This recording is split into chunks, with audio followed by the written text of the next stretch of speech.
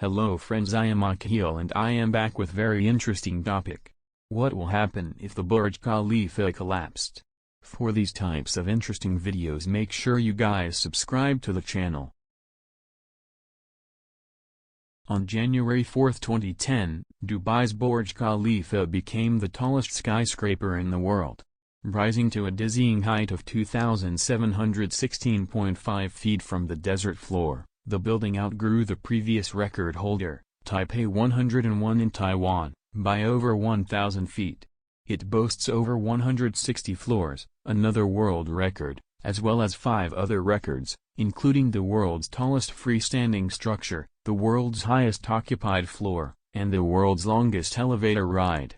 As we know that this building is made by humans, so there is always the possibility that human error or ignorance will bring the overgrown hunk of metal crumbling to the ground. As proven by the Matador network, the internet has been wondering if the Burj Khalifa could collapse since literally the day after it opened. When we think about such a calamity, we imagine a long, cinematic event. But the best description of this hypothetical disaster is probably the no-nonsense comments of people would die, lots more would lose a lot of money, and there'd be a big pile of rubble in the middle of Dubai. Sounds about right. But let's take a look at the features of the Burj Khalifa that protect it from such a terrible fate. All skyscrapers have to deal with the problem of wind, and the architects of the Burj Khalifa came up with a pretty ingenious way to keep the building upright in gusty conditions. According to Inquiry's journal, the tower is composed of several smaller stalk-like towers set around a central spire.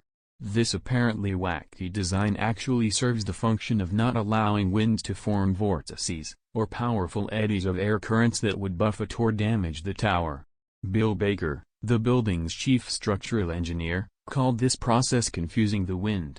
It basically just prevents the wind from being able to grab hold of the building. Towers like Taipei 101, Citigroup Center in New York City, USA, and the John Hancock Building in Boston use something called a tuned mass damper to reduce the effect of the wind, but it's not for structural soundness.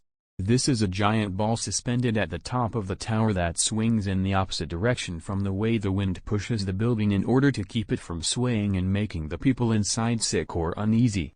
Despite its innovative design, the Burj Khalifa still rocks back and forth about 2 meters at its very top.